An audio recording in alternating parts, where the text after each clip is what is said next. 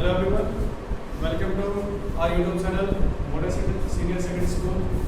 Today we are going to start electromagnetism, and in electromagnetism we will study about the charge. Electro and magnetism. The electromagnetism means charge, and charge is denoted by Q. And magnetism, we will study about magnetic field and magnetic force.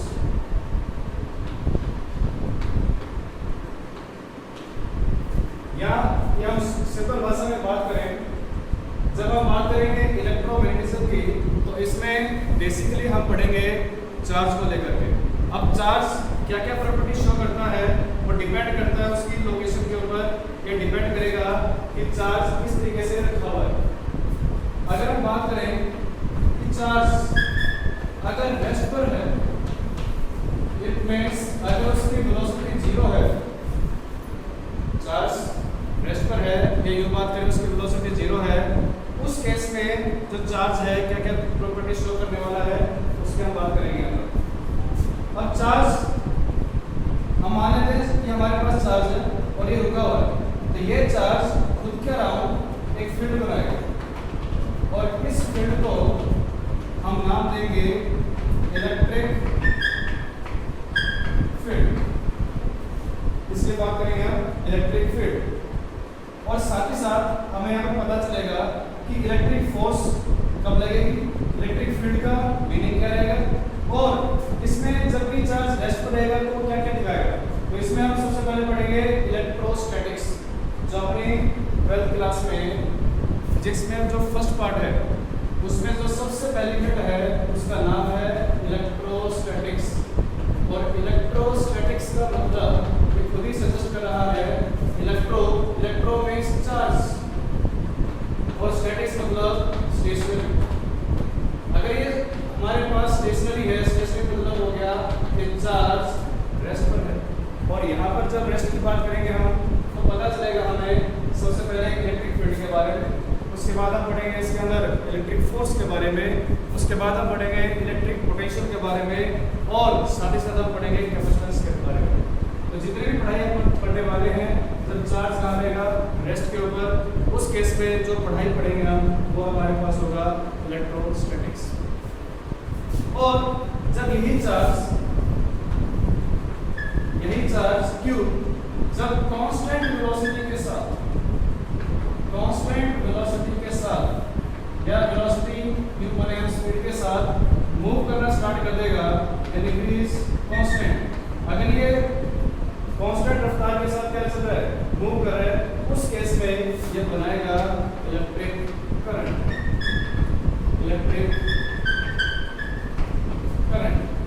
और आगे जाके हम जो पढ़ेंगे electric current, ये हम पढ़ने वाले हैं unit number 2, that is current electricity.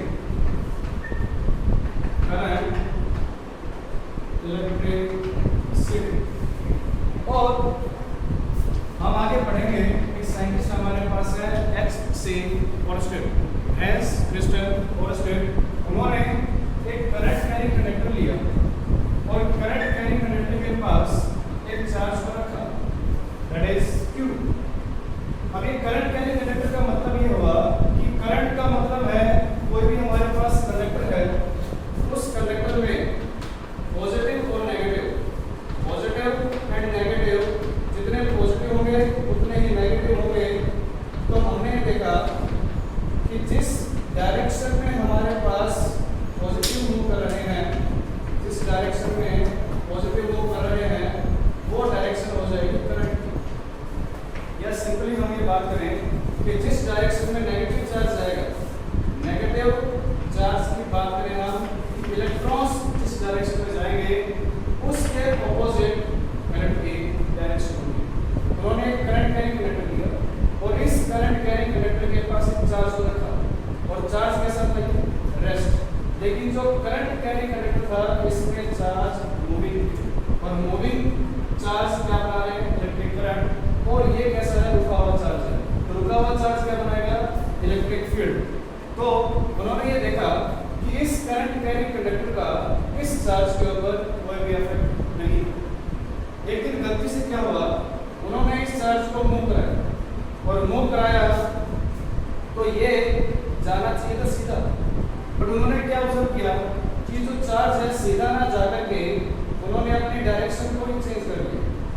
अब उन्होंने देखा कि जो चार्ज है अपने पाथ को कैसे चेंज कर पा रहा है तो उन्होंने एक चीज नोट करी यहाँ पर मैग्नेटिक कंपास लेके आए और मैग्नेटिक कंपास को इन्होंने जब अपने पास में रखा तो उस कंपास ने भी डिफ्लेक्शन शो किया और जो कैलकुलेशन ऑब्जर्वेशन यहाँ से आई उन्होंने बताया कि कोई भी करंट कैरिंग कंडक्टर है वो खुद के अराउंड एक फील्ड बनाता है और यह फील्ड बिल्कुल वैसी फील्ड है जैसे फील्ड मैग्नेट्स के पास होती है। तो हमने जनरली देखा है जो भी मैग्नेट होगा उसमें दो पोल होंगे, एक होगा north and second one is south. तो हमने देखा है magnetic field outside from the bar magnet it will be north to south, north से साउथ की तरफ उसकी डायरेक्शन होगी but inside the bar magnet हमने ये देखा उसकी डायरेक्शन है साउथ से नॉर्थ। तो सिंपली हम एक बात बोल सकते हैं अगर वो बाहर नॉर्थ से साउथ है और अंदर वो साउथ से नॉर्थ है इसका मतलब जो मैग्नेटिक फील्ड हमारे पास है वो क्लोज लूप बना रही है और क्लोज लूप बनाने का मतलब हमें ये नहीं पता कहाँ से वो स्टार्ट हो रही है कहाँ वो एंड हो रही है या टर्मिनेट हो रही है। तो उन्होंने ये देखा कि जो करंट कैरिंग कंडक्टर है ये खुद के अराउंड एक फील्ड बना रहा है और यह फील्ड बिल्कुल वैसे फील्ड है जैसे फील्ड मैग्नेट्स के पास है। तो ये जो मैग्नेटिक फील्ड बनी है यहाँ पर वो बन रही है due to motion of charge और मोशन ऑफ चार्ज की वजह से अब ये भी किस में आया मोशन में आया और मोशन में आया तो इसने भी क्या बनाया मैग्नेटिक फील्ड बनाया और इस फील्ड की वजह से इसने अपना पाथ क्या कर लिया चेंज कर लिया। तो इस यूनिट के अंदर हम दो चीजें पढ़ने वाले हैं, पहला होगा calculation of magnetic field and second one is calculation of magnetic force. तो इस जो हमारे पास ऑब्जर्वेशन थे उसके बेसिस पर हम दो चीजें पढ़ेंगे। First one is calculation of magnetic field and second one is calculation of magnetic force. तो यहाँ पर हमें तो निकालना पड़ेगा मैग्नेटिक फील्ड की वैल्यू कितनी है, क्या उसका मैग्नीट्यूड है, कितना बना रहा है वो, और सेकंड क्या हमें पढ़ना पड़ेगा इसके अंदर कि जो मूविंग चार्ज है मैग्नेटिक फील्ड के अंदर कितनी फोर्स गेन करता है उसके बारे में पढ़ने वाले हैं। तो यहाँ पर जो फोर्स हम पढ़ेंगे that will be F is equal to Q V sin theta. और यहाँ पर कैलकुलेशन ऑफ मैग्नेटिक फील्ड हम कैलकुलेट करेंगे by two laws. First one is BSL, BSL में Biot Savart's law and second one is ACL, ACL means Ampere's circular law। तो ये हम कहाँ पहुँच गए, हम स्टार्ट क्या करोगे कि जब चार्ज हमारा रेस्ट पर है तो उस चार्ज ने क्या शो किया। सेकंड जब वो चार्ज चला और कैसे चला वो कांस्टेंट वेलोसिटी के साथ चला उस केस में हमने देखा उस चार्ज ने करंट बनाया और करंट बनाने की वजह से हमने क्या देखा इसने खुद के अराउंड क्या बना लिया मैग्नेटिक फील्ड बना लिया। यहाँ तक बातें क्लियर है। अब आगे जो साइंटिस्ट आते हैं वो ये देख रहे हैं कि करंट से हम बना रहे हैं मैग्नेटिक फील्ड तो क्यों ना हम मैग्नेटिक फील्ड से बनाएं करंट। तो उस केस में जो उन्होंने उसका विपरीत सोचा या ऑपोजिट सोचा इसका कि अगर करंट से मैग्नेटिक फील्ड बन रही है मींस करंट से क्या बना रहे हैं मैग्नेटिक फील्ड बना रहे हैं तो क्यों ना मैग्नेटिक फील्ड से हम करंट बनाएं। तो इस केस में जब हम मैग्नेटिक फील्ड की मदद से करंट को बनाएंगे तो उसके लिए हमें पढ़ना पड़ेगा EMI। EMI means electromagnetic induction और साथ ही साथ इस केस में हमारे पास एक टर्म आएगी जिसका नाम होगा magnetic flux and magnetic flux is BA cos theta. इस केस में हमने देखा जब हम मैग्नेटिक फील्ड को चेंज करते हैं तो उसकी वजह से हमारे पास EMF इंड्यूस होता है। देखो नाम EMI इलेक्ट्रोमैग्नेटिक इंडक्शन, और यहाँ से हम क्या कर रहे हैं, EMF को इंड्यूस कर रहे हैं यहाँ पर। सेकेंड, अगर हम एरिया को चेंज कर रहे हैं, कम या ज़्यादा कर रहे हैं, उस केस में हमने क्या देखा, EMF इंड्यूस हो रही है। और जब हम थीटा को चेंज करते हैं, उस केस में भी हमने क्या देखा कि EMF इंड्यूस हो रही है। इसका मतलब अगर हम B को चेंज कर रहे हैं तो EMF इंड्यूस हो रही है। सेकेंड, एरिया को चेंज कर रहे हैं तो EMF इंड्यूस हो रही है। एंड थर्ड, जब हम थीटा को चेंज कर रहे हैं, उस केस में भी EMF इंड्यूस हो रही है।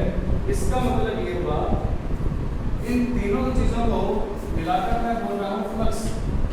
Flux means magnetic flux.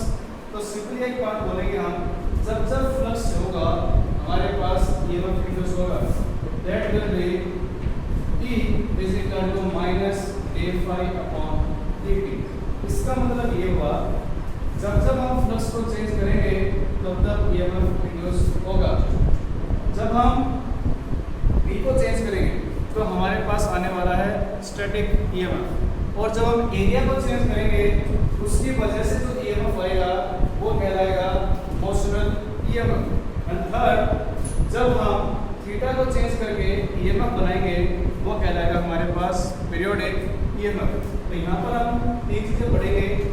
सबसे पहले static EMF, second one is motional EMF and third one is periodic EMF। और जब पीरियोडिक EMF पढ़ेंगे उस केस में हमारे पास आ जाएगा AC मीन्स अल्टरनेटिंग करंट, और यहाँ पर जो AC की वैल्यू होगी that will B I is equal to I naught sin omega t। ये जो हमारे पास फॉर्मेट है I is equal to I naught sin omega t, ये फॉर्मेट हमारे पास होगा AC को लेकर के, और इसी में ही हम I की जगह इस्तेमाल कर सकते हैं EMF, तो वहाँ पर हो जाएगा E is equal to E naught sin omega t। जो हमारे घरों में करंट या वोल्टेज आ रही है that is AC means alternating current, और अल्टरनेटिंग करंट का मतलब ये हुआ, उसमें जो वैल्यू हमारे पास है वो अल्टरनेटली चेंज होती जा रही है। चेंज होने का मतलब अगर मैं एक ग्राफ बनाऊं, ये कहलाता है साइनसोइडल ग्राफ। इस केस में positive negative and positive negative, ये जो हमारे पास वैल्यू होगी that will B peak value, ये हमारे पास है पीक वैल्यू। और हम क्या देख रहे हैं, after a fix interval of time ये अपने आप को रिपीट करता जा रहा है। एक बार ये हमारे पास है पॉजिटिव, फिर रहेगा नेगेटिव।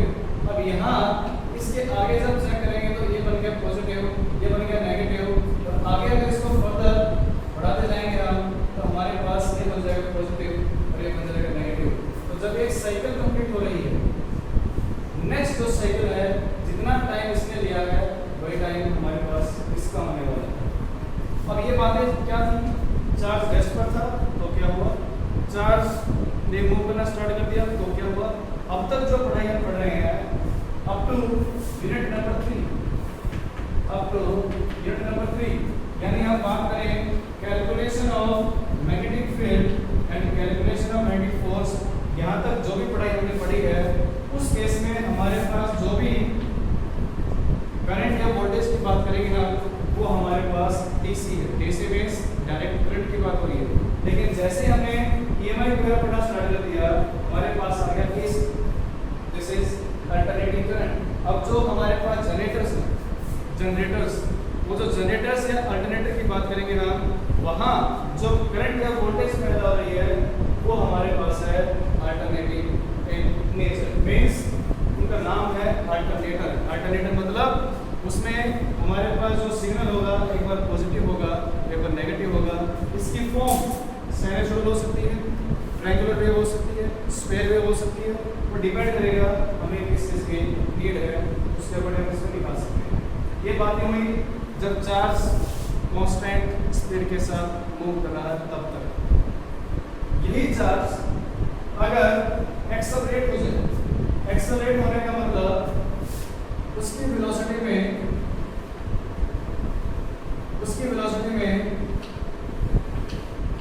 या तो चेंज आए, तो जब भी इसकी वेलोसिटी चेंज होगी विद रिस्पेक्ट टू टाइम हम बोलेंगे कि चार्ज हमारा एक्सेलरेट और एक्सेलरेट होने का मतलब क्या हो गया, अब ये चार्ज अपने आप से ईएम वेव्स निकालना स्टार्ट कर देगा। तो एक्सेलरेट होने का मतलब चार्ज के थ्रू हम निकाल रहे हैं ईएम वेव्स, और ईएम वेव्स का मतलब है इलेक्ट्रोमैग्नेटिक वेव। तो यहाँ तक हम पढ़ेंगे यूनिट नंबर 5।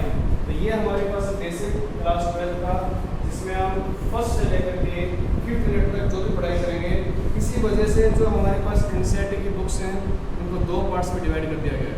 पहला पार्ट हम चर्चा करने वाले हैं चार्ज को लेकर के। तो यूँ समझ लीजिए जो हमारे पास चार्ज है वो जस्ट लाइक एक मूवी का जो हीरो होता है उसकी तरह होता है, यानी जो मूवी होगी वो उस हीरो को लेकर के चलती रहेगी। हीरो क्या कर रहा है, क्या नहीं कर रहा है, कुछ भी हो रहा है, तो सारी फिल्म उसी को लेकर के चलती है। तो वही कार्य हमारे पास यहाँ है। तो इलेक्ट्रोमैग्नेटिज्म के अंदर जो हमारा मेन हीरो है वो होगा चार्ज। तो अब तक हमने चार्ज की बातें बहुत कर ली, लेकिन अब तक हमने ये नहीं पढ़ा कि चार्ज होता क्या है, व्हाट इज चार्ज। तो चार्ज की हमें सबसे पहले पता होना चाहिए डेफिनेशन। तो डेफिनेशन अगर मैं बात करूं कि चार्ज को हम डिफाइन कैसे करेंगे, तो charge is defined as, charge is the property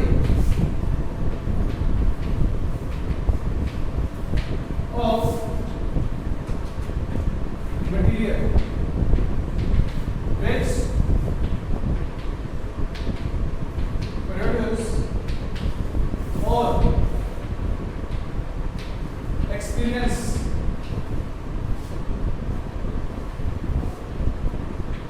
electric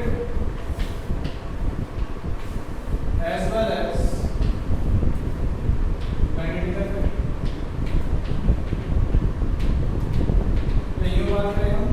देखो ये किसी भी मटेरियल की प्रॉपर्टी है जो या तो प्रोड्यूस कर रहा है या उसको एक्सपीरियंस कर रहा है electric as well as magnetic effect. यानी हम देखेंगे कोई भी मटेरियल हमारे पास है या तो इलेक्ट्रिक या मैग्नेटिक इफेक्ट को या तो प्रोड्यूस करेगा या उसको एक्सपीरियंस करेगा, वो कहलाएगा हमारे पास चार्ज। और charge is denoted by Q. It may be small q or it may be capital Q. इसकी यूनिट की बात करें हम, तो यूनिट हमारे पास 2 हैं। एक कहलाएगा हमारे पास SI unit and second one is CGS unit. SI unit of charge is coulomb, SI unit of charge is coulomb.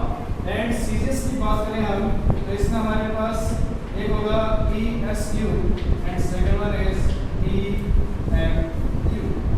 ESU means electrostatic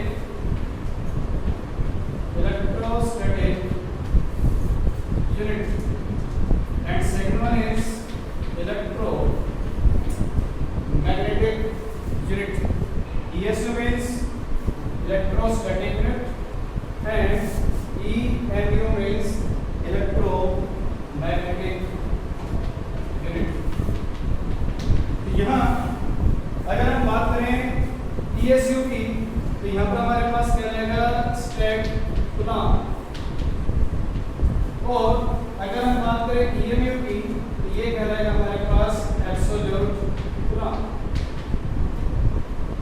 हमने एक चीज नोट करी कि जो कूलम होता है, एक कूलम के अंदर 3 × 10⁹ स्टैट कूलम होते हैं, और एक एब्सोल्यूट के अंदर 10 कूलम होते हैं।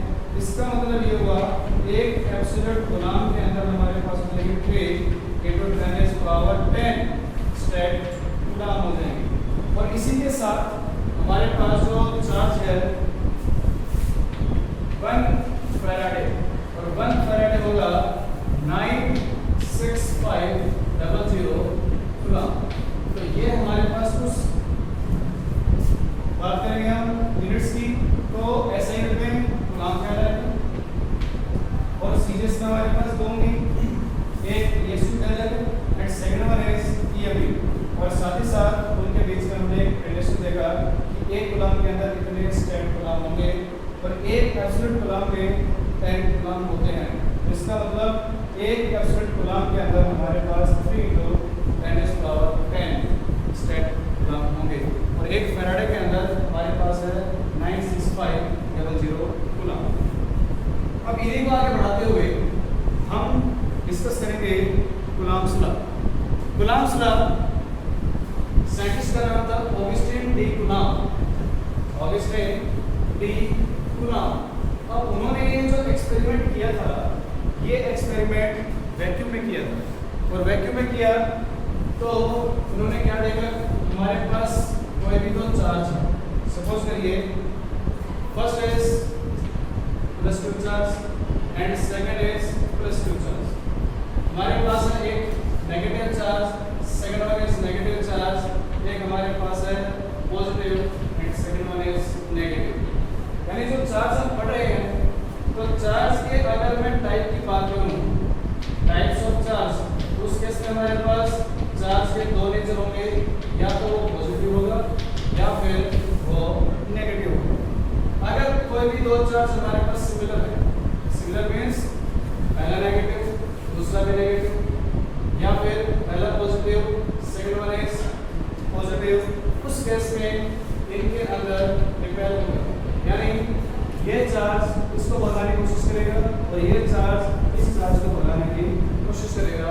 सिमिलरली पॉजिटिव चार्ज इसको रिपेल करेगा और ये वाला चार्ज इसको रिपेल करेगा। और यहाँ अगर एक पॉजिटिव है और दूसरा नेगेटिव है, तो ये पॉजिटिव इसको अपनी तरफ अट्रैक्ट करेगा और ये अपनी तरफ क्या करेगा, अट्रैक्ट करेगा। तो इसमें ध्यान से देखिए, अगर मेरे पास दो पॉजिटिव चार्ज है, एक चार्ज ये है दूसरा चार्ज ये चार्ज इसको भगाने की कोशिश कर रहा है और ये वाला चार्ज इसको भगाने की कोशिश कर रहा है। तो इनके केस में जो फोर्स बन रही है, फोर्स ऑफ रिपल्सन, वो 180 डिग्री बन रही है। मींस अगर मैं इनको देखूं तो ये चार्ज और ये दोनों चार्ज इसको इधर फोर्स लगा रहा है और ये वाला चार्ज इसको यहाँ फोर्स लगा रहा है। इसका मतलब इन दोनों के बीच में एक स्ट्रेट लाइन बन रही है और एक स्ट्रेट लाइन का जो एंगल होगा वो 180 डिग्री होता है। सिमिलरली अगर हम लिखना चाहें तो इसको वेक्टर फॉर्म में कैसे लिखेंगे, ये q1 है और ये हमारे पास q2 है। तो ये q1 इस q2 को रिपेल कर रहा है, रिपेल कर रहा है मतलब इस पर फोर्स कर रही है, force on charge 2 due to charge 1, यानी फोर्स लग रही है चार्ज 2 पर और लगा रहा है कौन, तरीके से फोर्स लग रही है चार्ज 1 पर और लगा कौन रहा है 2। ये हमारे पास जो हमने लिखा है F21 एंड F12। इसका मतलब ये हो गया, ये जो फोर्स लगे ये लग रही है 2 पर और लगा कौन रहा है 1, इसलिए मैंने क्या लिख दिया, force on charge 2 due to 1। उसी तरीके से इस चार्ज पर फोर्स लगा रहा है Q2, तो हमने क्या लिखा, force on charge 1 due to charge 2। तो ये हमारे पास हो गई इस फोर्स की वेक्टर फॉर्म। और इस केस में हमने ये देखा कि फोर्स 2-1 इज इक्वल टू 1-2। जितनी फोर्स 2-1 है उतनी फोर्स 1-2 है इन मैग्नीट्यूड। इसकी बात करें हम मैग्नीट्यूड की बात करें तो जितना फोर्स ये है उतना फोर्स हमारे पास F21 और F12 सेम है। बट डायरेक्शन की बात करें हम तो F21 is minus of F12। इसका मतलब ये जो नेगेटिव साइन हमारे पास आया है, इस नेगेटिव साइन का मतलब है कि दोनों के बीच में जो फोर्स लग रही है, द फोर्स इज 180 डिग्री। इन दोनों के बीच में जो फोर्स लग रही है उनके बीच का एंगल कितना है 180 डिग्री। और जब भी एंगल 180 डिग्री आएगा उस केस में हमारे पास साइन होगा नेगेटिव, यानी ये हमारे पास करेंगे आउट ऑफ फेज, दोनों डायरेक्शन क्या होगी, ऑपोजिट होगी। लेकिन हम बात करें फोर्स ऑफ अट्रैक्शन की, मतलब एक पॉजिटिव एंड दूसरा क्या है नेगेटिव, तो इसमें बात करेंगे फोर्स ऑफ अट्रैक्शन की। इसमें ध्यान से देखना, ये चार्ज हो गया Q1, ये चार्ज हो गया Q2, ये अपनी तरफ खींच रहा है और ये चार्ज अपनी तरफ खींच रहा है। इनके बीच में जो फोर्स लग रही है वो इस तरीके से लग रही है। और अब तक जो पढ़ा हमने फोर्स क्या देखा था, ऐसे लग रही है। मतलब ये हो गया कि ये फोर्स और ये फोर्स आपके दोनों ऑपोजिट है और ऑपोजिट है, तो इसका मतलब क्या हो गया, इनमें भी जो एंगल होगा वो 180 डिग्री होगा। हम सिंपली बात करें, चाहे फोर्स ऑफ अट्रैक्शन हो या फोर्स ऑफ रिपल्शन हो, दोनों के केस में जो एंगल बनेगा वो बनेगा 180 डिग्री। तो ये ऑब्जेक्टिव क्वेश्चन आ जाता है, उसमें लेते हैं कि जो फोर्स ऑफ अट्रैक्शन है या फोर्स ऑफ रिपल्शन है, इन दोनों के बीच में जो एंगल होगा वो कितना होगा। तो हमारे पास आंसर होना चाहिए इसका कि चाहे फोर्स ऑफ अट्रैक्शन हो या फोर्स ऑफ रिपल्शन हो, दोनों के बीच में जो एंगल होगा दैट विल बी 180 डिग्री। अब इसी में आगे बढ़ते हुए ये जो हम फोर्स की बात कर रहे हैं इसकी क्या वैल्यू है, यानी सबसे पहले हम निकालेंगे इसके अंदर इस फोर्स का मैग्नीट्यूड। तो जो मैं बता रहा हूं आपको कूलॉम्स लॉ, कूलॉम्स लॉ मैंने क्या कहा, हमारे पास कोई भी दो चार्ज, चाहे वो पॉजिटिव पॉजिटिव हो, चाहे वो नेगेटिव नेगेटिव हो, चाहे वो पॉजिटिव नेगेटिव हो, तो उनकी जो डेफिनेशन है वो है according to Coulomb's law, according to Coulomb's law the force of interaction, the force of interaction between two charges, between two charges is directly proportional, is directly proportional to the product of magnitude of two charges and inversely proportional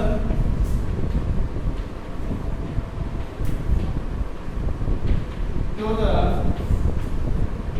square of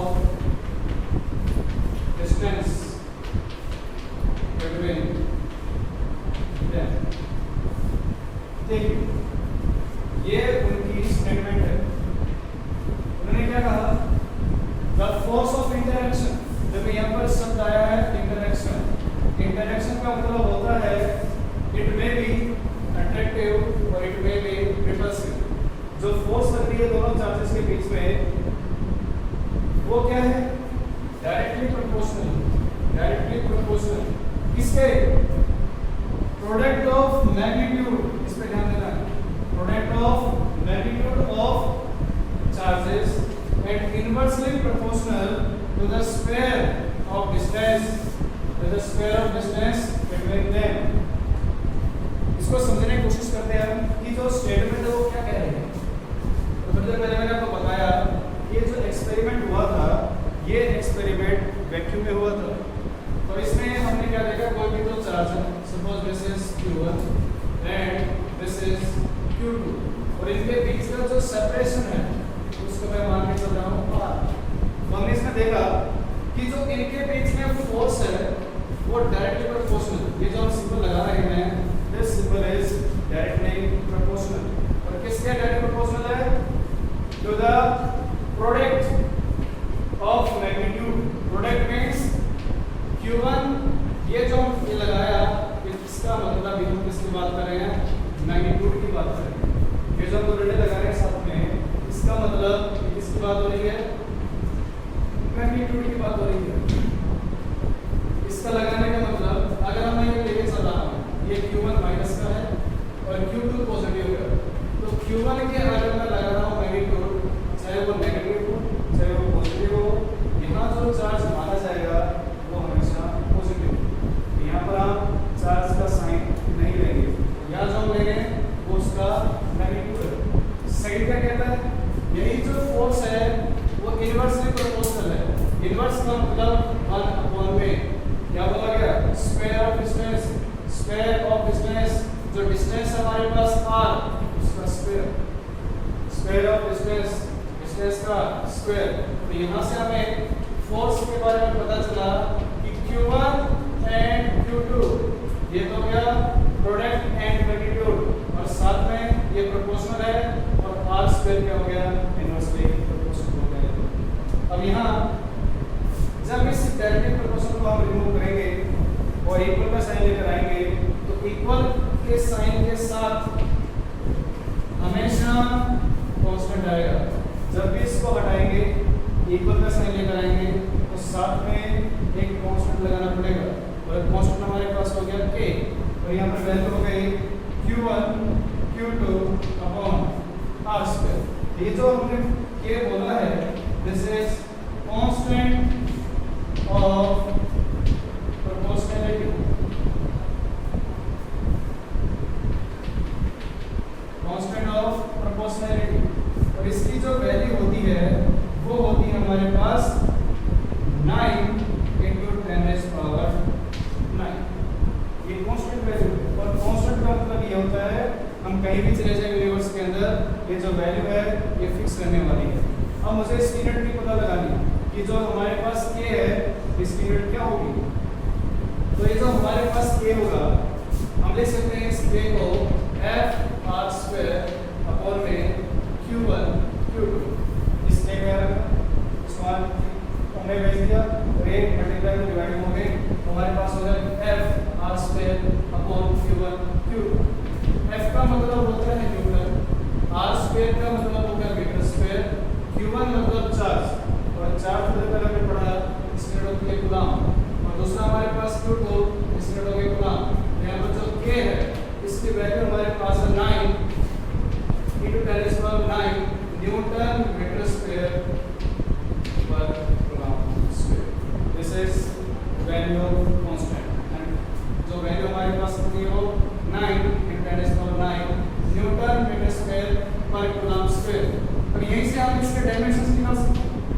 इसके जो dimensions होंगे Newton का मतलब हो गया m l p - 2, metre square l square, coulomb ad, coulomb ad। हमारे पास हो गया m l 3 और p - 4 a - 2। This is the dimensions of k। और यहाँ पर जो k की वैल्यू होगी उस k को हम एक और फॉर्म में लिखते हैं, that is 1/4 pi epsilon not. ये जो e नॉट लिखा हमने e नॉट इसको बोलते हैं एप्सिलॉन नॉट, और ये जनरली इस्तेमाल होगा वैक्यूम के लिए या फ्री स्पेस के लिए। तो इसका जो हमारे पास फॉर्मूला है वो फोर्स हो जाएगी F = 1/4 पाई Q1 Q2 upon r square. और इसके बारे में एप्सिलॉन नॉट की जब बात करेंगे हम तब जो वैल्यू है ये पता चलेगी जो चार्जेस रखे हैं वो वैक्यूम के अंदर रखे। आई होप जो हमने कुछ पढ़ा वो आपके समझ में आ गया होगा, और जो फर्दर जो लेक्चर होगा उसमें इस टॉपिक पर कंटिन्यू करेंगे, और हम पढ़ने वाले हैं अगर इन दोनों चार्जेस को अगर मीडियम में रखेंगे तो उसकी वजह से इसके ऊपर क्या इफेक्ट होगा ये हम नेक्स्ट लेक्चर में पढ़ेंगे। वीडियो देखने के लिए बहुत बहुत धन्यवाद आपका, thank you. Hello everyone, welcome to our channel. We are studying about circles. सबसे पहले सर्कल होता क्या है? Circle is a collection of points which are in constant distance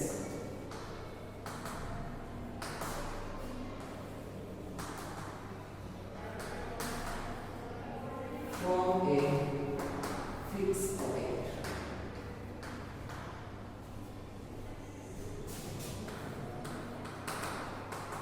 Is called circle.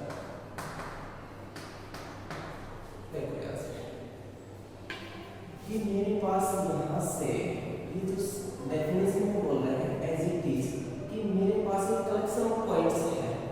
Circle है कलेक्शन ऑफ पॉइंट्स है। These are fix distance, यहाँ से चलिए एक फिक्स पॉइंट से, जिसको मैं बोलूँगा fix point, that fix point is called center of a circle and fixed distance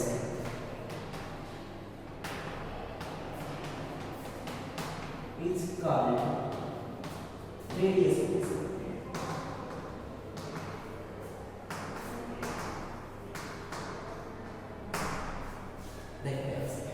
कि यहाँ हमारे पास एक फिक्स पॉइंट है जिसको हम क्या बोलेंगे सेंटर, एंड किसी भी साइड से आप देख सकते हैं, यहाँ से यहाँ से यहाँ से किसी भी साइड से ये डिस्टेंस बिल्कुल फिक्स डिस्टेंस है।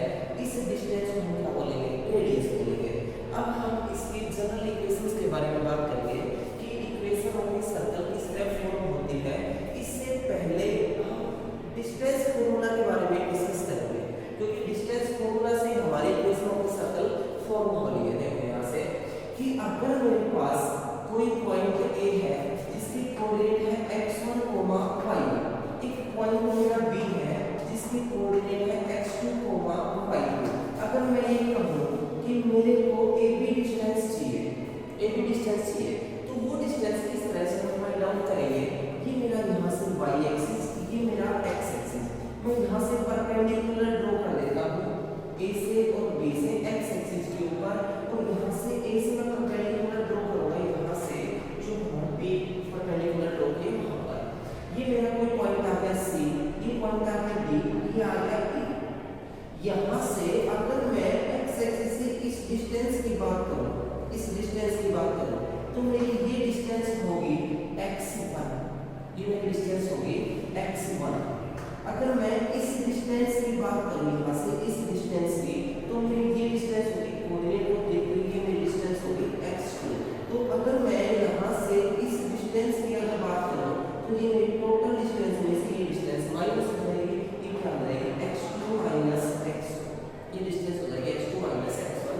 तो हमारी जो यहाँ से ये डिस्टेंस है ये होगी x2 minus x1। Same as it is अगर मैं यहाँ से इस डिस्टेंस की अगर बात करूँ, तो ये मेरी डिस्टेंस है y1। यहाँ से अगर मैं इस डिस्टेंस की बात करूँ, तो ये मेरी डिस्टेंस है y2।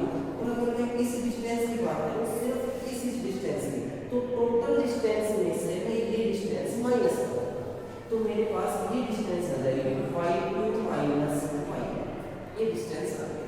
अब यहाँ से राइट एंगल ट्रायंगल फॉर्म हो गए AED।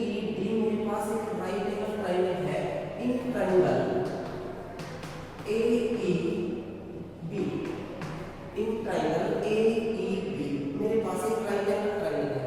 Right angle triangle Pythagoras theorem को होल्ड करती है, तो यहाँ से हम पाइथागोरस थ्योरम लगाएंगे। By applying Pythagoras theorem we get क्या मिल जाएगा, hypotenuse square is equal to base square plus perpendicular square. Hypotenuse हमारे पास क्या है AB, जो हमें फाइंड आउट करना है। तो मैं यहाँ से देखो AB square is equal to base है हमारा AE, यहाँ से x2 माइनस x1, मैं लिख लूँ यहाँ से x2 माइनस x1 का होल स्क्वायर प्लस परपेंडिकुलर, तो परपेंडिकुलर हमारे पास BE जो value y2 minus y1 plus y2 minus y1 का होल स्क्वायर। यहाँ से AB की वैल्यू किसी स्क्वायर को बोथ साइड, तो AB की वैल्यू क्या देगी रूट x2 माइनस x1 का whole square plus y2 minus y1 का होल स्क्वायर। ये हमारी डिस्टेंस आ गई AB in form of coordinate. ठीक है, तो ये इसी का यूज हम यहाँ सर्कल के ऊपर करेंगे। ठीक है, देखो असल नेक्स्ट में इसका शॉर्ट फॉर्म में लिख देता हूँ कॉर्नर के ऊपर कि अगर मेरे पास कोई दो पॉइंट है तो उनके बीच की डिस्टेंस को कैसे फॉर्म करेंगे। यहाँ से ये मेरे पास दो पॉइंट है A और B, इसका कोऑर्डिनेट है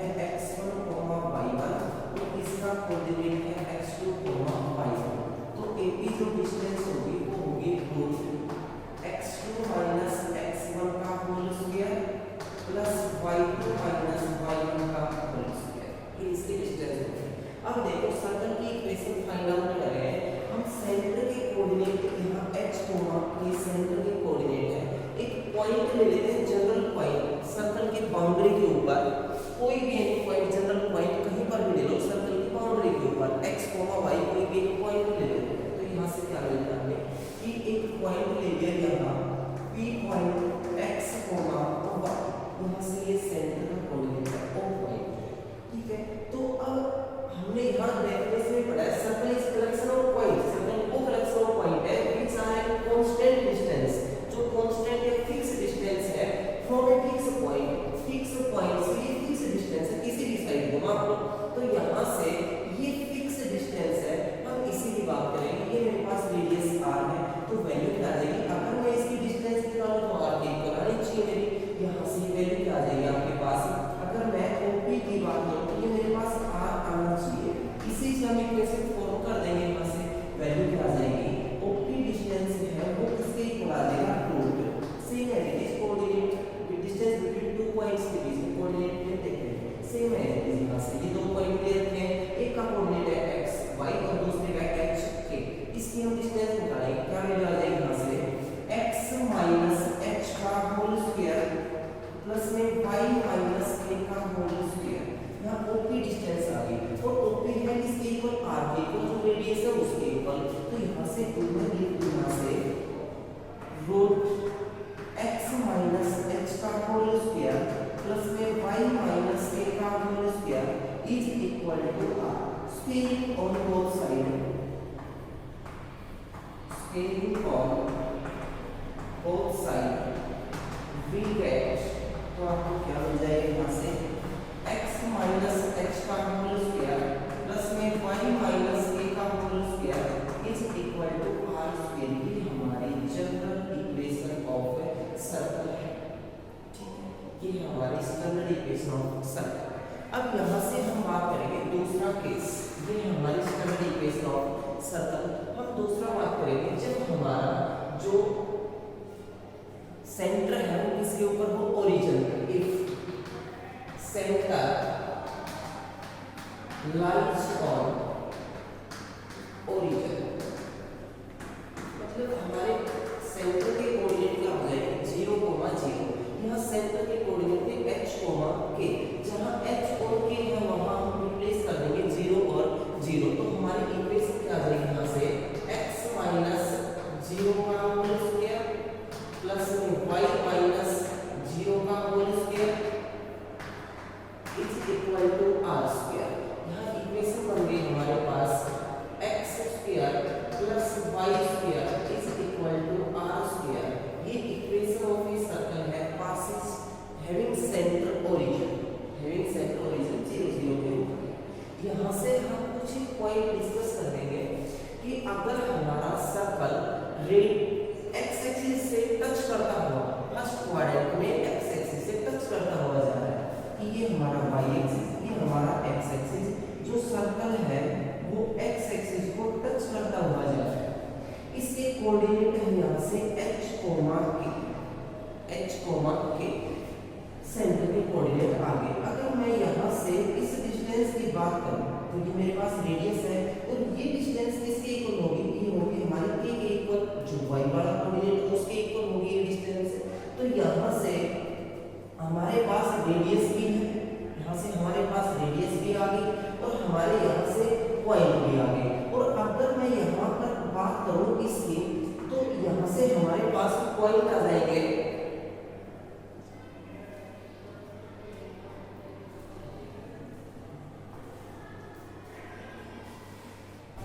देखो ऐसे कि हमारे पास रेडियस की सेम प्रोसेस चलेगा जैसे हमने फर्स्ट स्टैंडर्ड इक्वेशन प्रूव की थी एज इट इज।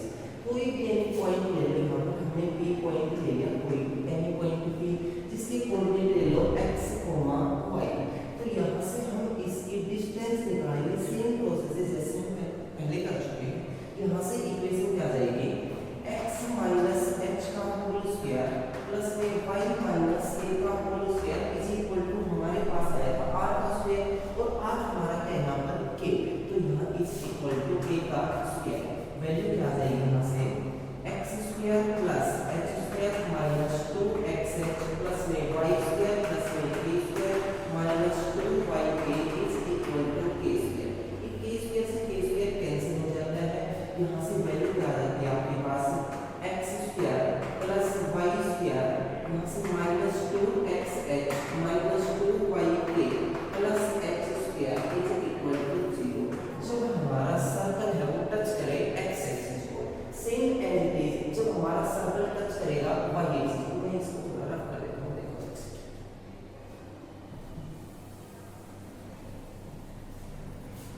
जब हमारा सर्कल टच करेगा वाई एक्सिस, यहाँ से ये वाई एक्सिस को टच करता हुआ जा रहा है सर्कल, इसके सेंटर के कोऑर्डिनेट h के, ये जो डिस्टेंस होगी ये रेडियस की होगी आपकी h की x एक्सिस से डिस्टेंस है। सेम प्रोसेस चलेगा, सेम एज इट इज इसका कि यहाँ से हम कोई भी पॉइंट p ले लेते हैं x, y, कोई जनरल पॉइंट ले सकते हैं, तो यहाँ से OP की वैल्यू किसके इक्वल है, यहाँ रेडियस के equal, same as it is आ जाएगा, यहाँ से x माइनस h का होल स्क्वायर प्लस में y माइनस k का whole square is equal to h square. तो इसको सेम प्रोसेस प्रीवियस से सॉल्व करके लिखेंगे। एक ध्यान और आता है कि जब हमारा दोनों को टच करते हुए जाए सर्कल, x एक्सिस को भी और y एक्सिस दोनों को टच करता हुआ जाए, तो देखो इससे क्या वैल्यू आ जाएगी, ये मेरे पास y एक्सिस, ये मेरे पास x एक्सिस, जब हमारा सर्कल है वो दोनों को टच करता हुआ जा रहा है, x एक्सिस को भी और y एक्सिस को भी, तो यहाँ से जो सेंटर है उसका कोऑर्डिनेट सेम आ जाता है a, क्योंकि यहाँ x एक्सिस से भी डिस्टेंस और y एक्सिस से भी सेम है, 1, 2, 3 सेम आ जाता है यहाँ से। तो इसकी इक्वेशन क्या होगी, यहाँ से देखो इसकी इक्वेशन क्या हो जाएगी, यहाँ से ये कोई जनरल पॉइंट P मान लो, यहाँ से इसके कोऑर्डिनेट है x, y, ये जो डिस्टेंस होगी OP, ये रेडियस की इक्वल होगी, रेडियस a, यहाँ से ये रेडियस a, आपके पास इक्वेशन आ जाएगी x माइनस a का whole square plus y minus a का whole square is equal to a square. ये आपकी इक्वेशन है जब आपका सर्कल दोनों एक्सिस को टच करे, x एक्सिस को भी y एक्सिस को भी। अब इसमें एक जनरल इक्वेशन और दे रखी है यहाँ से सर्कल की, उसके बारे में भी हम डिस्कस करेंगे। देखो यहाँ से इसको मैं रख कर देता हूँ, इक्वेशंस का नाम यहाँ पर लिख लूंगा, यही इक्वेशन मिलना है, बाकी इसी के पार्ट्स हैं ये सब। Next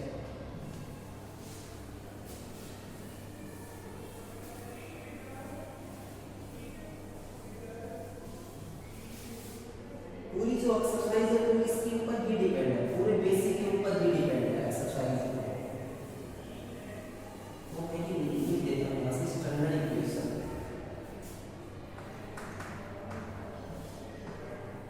standard equation of a circle having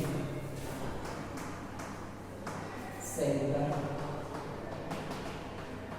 h, k and radius r, क्या आ जाएगा यहाँ से x माइनस h का होल स्क्वायर प्लस में y माइनस k का whole square is equal to r square. ये है हमारी स्टैंडर्ड इक्वेशन। दूसरा देखिए यहाँ से general equation of a circle, general equation of a circle, general equation है सर्कल, इसी से ड्रॉ करेंगे, जनरल इक्वेशन को इसी से ड्रॉ करेंगे। यहाँ से इसी को हम सोल्व करेंगे, वैल्यू क्या आ जाएगी x माइनस h का होल स्क्वायर प्लस में y माइनस k का whole square is equal to r square, हमारी इक्वेशन है। हम यहाँ से स्क्वायर खोलेंगे, क्या वैल्यू आ जाएगी x square plus h square minus 2xh plus y square plus a square minus 2yk is equal to r square. यहाँ से हम इसको लिख दें x square plus y square minus 2xh minus 2yk plus में h square plus में k square minus r square is equal to 0। ठीक है, इसको हम थोड़ा सा चेंज कर देंगे, वैल्यू क्या आ जाएगी x स्क्वायर प्लस में y स्क्वायर, यहाँ से प्लस में 2gx प्लस में 2fy प्लस में c इज इक्वल टू 0। हम इसको इस फॉर्म में लिख दें, कोई फर्क नहीं पड़ता इससे। यहाँ पर g की वैल्यू क्या आ जाएगी,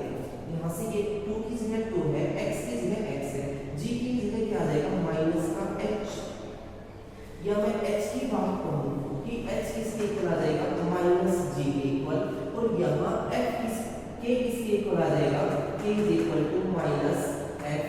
यहाँ से हमारा ये किसके इक्वल आ जाएगा, ये वैल्यू आ जाएगी हमारे पास यहाँ से c के equal. c is equal to आपके पास h square plus k square minus r square, ये वैल्यू आ गई। अब अगर हमारे को ये इक्वेशन दे दे, ये इक्वेशन दे दे तो हमारे से पूछे कि एक तो सेंटर बता दो, रेडियस बता दो, तो हम सेंटर और रेडियस कैसे बताएंगे, सेम प्रोसेस से चलेंगे। देखिए वैसे हमारे पास ये सर्कल है, इसके सेंटर है h k, तो हमारे पास था x माइनस h और y माइनस k, तो यहाँ h और k क्या था, हमारे सेंटर के कोऑर्डिनेट थे। यहाँ h और k हमारे सेंटर के कोऑर्डिनेट रहेंगे, तो सेंटर क्या आ जाएगा आपके पास, सेंटर आ जाएगा minus g minus f, centre आ जाएगा। अब अगर हम रेडियस की बात करें कि हमारे पास यहाँ से रेडियस थी r, तो यहाँ r स्क्वायर, तो हम यहाँ से r स्क्वायर की वैल्यू निकालें, यहाँ से r स्क्वायर की वैल्यू किसके इक्वल आ जाएगी, h square plus k square minus c square, तो यहाँ से r की वैल्यू किसके इक्वल आ गई, root h square plus k square minus c ये हमारी आ जाएगी रेडियस। तो यहाँ से रेडियस क्या आ जाएगा आपके पास, रेडियस आ जाएगी root h square plus k square minus c, ये हमारी आ जाएगी रेडियस। चाहे हम इस फॉर्म से करें या इस फॉर्म से, कोई फर्क नहीं पड़ता। हम ये इक्वेशन देते हैं, इस इक्वेशन को भी हम इस फॉर्म में कन्वर्ट कर सकते हैं, इससे ये करेंगे इक्वेशन, तो इससे कोई फर्क नहीं पड़ता। अब हम डिस्कस करेंगे क्वेश्चंस के ऊपर कि हम इसे क्वेश्चंस कैसे लगाएं। मैं ये लिख देता हूं यहाँ से जनरल इक्वेशन ऑफ सर्कल्स की साइड, उसके बाद हम क्वेश्चन डिस्कस करेंगे। General equation of circle x square plus y square plus 2gx plus 2fy plus c is equal to 0। यहाँ से सेंटर है आपके पास, सेंटर की जो कोऑर्डिनेट है वो है माइनस g माइनस f, और रेडियस है आपके पास, रेडियस आ जाएगा आपके पास root h square plus k square minus c, ये आ जाएगा आपके पास रेडियस। अब क्वेश्चंस के ऊपर डिस्कस करते हैं।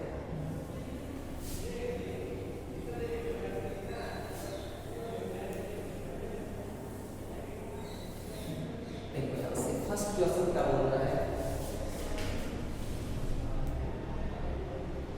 Find equation of circle having centre, find equation of a circle having center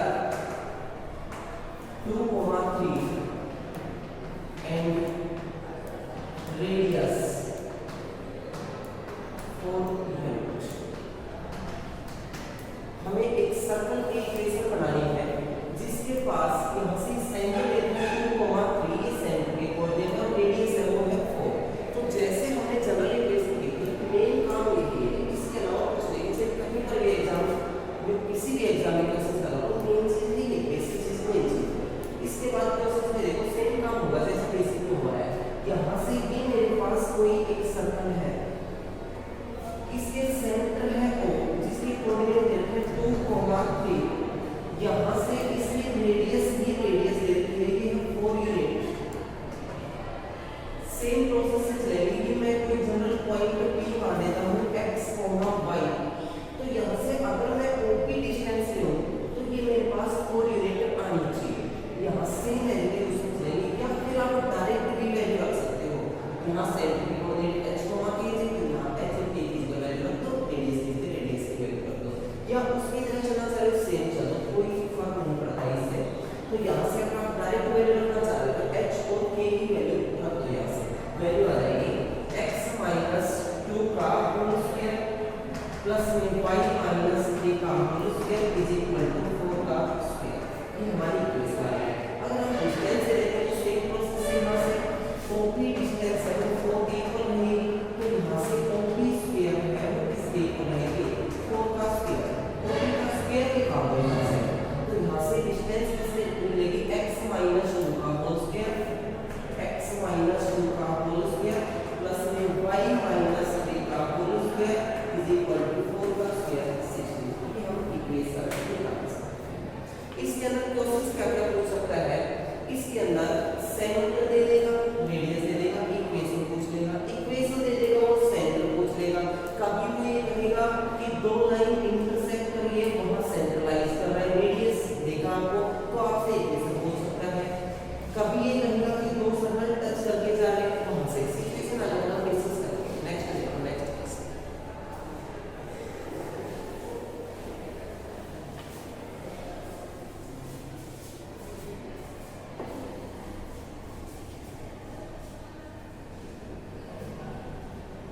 ये बोला find the radius and centre of a circle having equation x square plus y square minus 4x minus 4x minus 8y minus 45 is equal to 0। ठीक है, ये equation दे दी है। हम इस equation को दो तरीके से कर सकते हैं, यहाँ से दो तरीके से इसको सोल्व कर सकते हैं। एक तो ये इक्वेशन दे दी हमारी जनरल इक्वेशन थी, same as it is equation हमें मिल गई, यहाँ से हम यहाँ से लिख सकते हैं सॉल्यूशन क्या था। गिवन इक्वेशन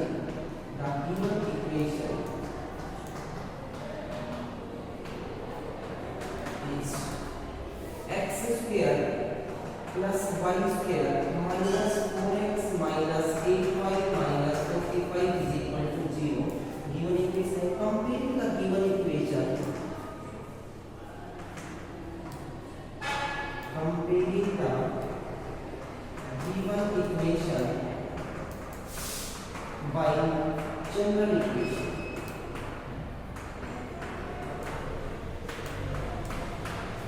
जनरल इक्वेशन से कंपेयर करो इसको, x square plus y square plus 2gx plus 2fy plus c is equal to 0। इस जनरल इक्वेशन जो हमने पहले फाइंड आउट कर चुके हैं, इससे हम कंपेयर करेंगे इसको x square y square minus 4x, x ये है, मतलब यहाँ से हमें मिल गया 2g is equal to minus 4, तो से इसको कट कर दो, g की वैल्यू आ गई आपके पास माइनस 2। यहाँ से y इसमें y है 2f is equal to minus का a, तो f की वैल्यू आ जाएगी यहाँ से माइनस का 4, c इज कितना है हमारा, c is equal to minus का 45। अब देखो यहाँ से जनरल इक्वेशन को हमने पढ़ा, सेंटर क्या है माइनस g होगा माइनस f, तो इसके सेंटर आ जाएंगे, यहाँ से सेंटर आ जाएगा आपके पास minus g comma minus f, minus g minus से मल्टीप्लाई करेंगे कितना आ जाएगा यहाँ से 2 कोमा माइनस f को वैल्यू आ जाएगी यहाँ से 4। सेंटर ही आ गया। अगर मैं रेडियस की बात करूँ, रेडियस तो हमारे पास रेडियस क्या रहता है, root h square plus k square minus c, तो रेडियस आ जाएगी root h square plus k square minus c। यहाँ से h हमारे पास क्या था माइनस g और ये हमारे पास क्या था माइनस f, तो यहाँ से माइनस g का स्क्वायर, तो इसका स्क्वायर करेंगे यहाँ से आ जाएगा 4 का स्क्वायर प्लस में माइनस 4 का स्क्वायर करेंगे माइनस 2 का स्क्वायर माइनस 4 का स्क्वायर माइनस c, और c हमारा प्लस में 40। हम इस वैल्यू को सॉल्व करके देखेंगे, हमारी आ जाएगी रेडियस। एक इसी क्वेश्चन का एक दूसरा तरीका और भी है, वो देखते हैं से आपके में तो एक तरीका देते हैं, वो दूसरा देखते हैं से हम उसको कैसे सॉल्व करेंगे। इसको मैं रख रहा हूँ सॉल्यूशन दूसरे तरीके से देखते हैं।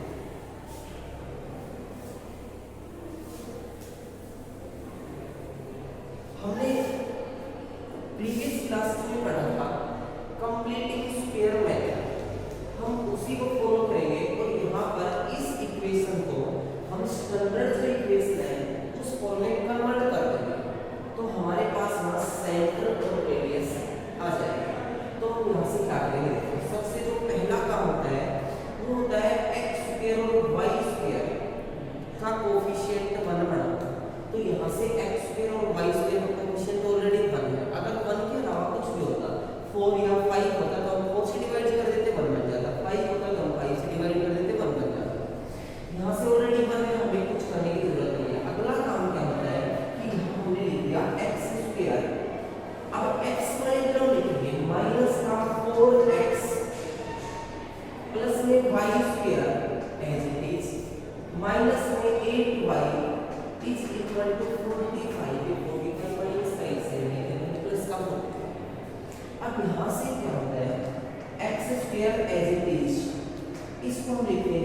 माइनस में 2 इंटू 2x प्लस में y स्क्वायर माइनस में 2 into 4y is equal to 40। कुछ फर्क नहीं पड़ता इससे, 4 टू 8 हो गया, यहाँ से 2 टू 4 यहाँ से 4 हो गया।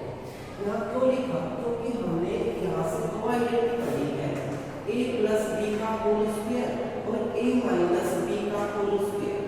ये क्या होता है? a square plus 2ab plus b square, और ये होगा आपके पास a square minus 2ab minus b plus b square. ये आइडेंटिटी होती है। हम इसी की फॉर्म में कन्वर्ट इसको करना चाह रहे हैं, तो वो कैसे करेंगे? देखो यहाँ से x स्क्वायर, तो a का स्क्वायर एज इट इज हम एज इट इज ले लेते हैं, माइनस 2 माइनस ये वाली आइडेंटिटी माइनस 2। देखो यहाँ से x स्क्वायर माइनस 2, इसको कंपेयर करके लेके चलेंगे a स्क्वायर माइनस 2 माइनस 2, यहाँ से a मतलब x और b की जगह हमारा क्या आ जाएगा? यहाँ से 2 इंटू 2 प्लस में मैं 2 का स्क्वायर यहाँ पर ऐड कर देता हूँ और 2 का स्क्वायर मैं सब्ट्रैक्ट कर देता हूँ। इससे कोई फर्क नहीं पड़ेगा, लेकिन हमारा ये होल स्क्वायर बन गया। देखो एक बार फिर से x square as it is minus 2 ab होता है, a हमारे पास ऑलरेडी है, b की वैल्यू कितनी है 2, तो मैंने 2 का स्क्वायर ऐड कर दिया, सब्ट्रैक्ट कर दिया, कोई फर्क नहीं पड़ेगा। यहाँ से नेक्स्ट में y वाला प्लस में y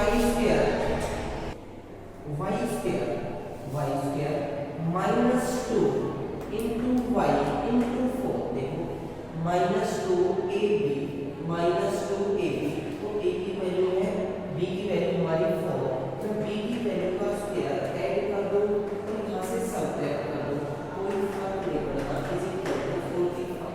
क्लियर है? अब देखो इसको मैं क्या लिख सकता हूँ? ये है x माइनस 2 का होल स्क्वायर, x माइनस 2 का होल स्क्वायर प्लस यहाँ से और यहाँ, ये है हमारा y माइनस 4 का होल स्क्वायर, यहाँ से कितना बच गया? माइनस 4 और यहाँ से माइनस का 16 इज इक्वल टू 45। यहाँ से वैल्यू आ गई हमारी x माइनस 2 का whole square plus y minus 4 का whole square is equal to 16 और 4 20 उससे हो जाएगा, प्लस का हो जाएगा, ये कितना हो जाएगा? 65। हम इसको स्टैंडर्ड इक्वेशन से कंपेयर करेंगे, x minus h y minus k is equal to r square. तो मैं यहाँ 65 को रूट लगा के इसका स्क्वायर लिख सकता हूँ, तो वैल्यू क्या आएगी? यहाँ से सेंटर पे h कोमा के तो यहाँ सेंटर के कोऑर्डिनेट आ जाएंगे आपके पास 2, 4 और यहाँ से रेडियस कितनी आ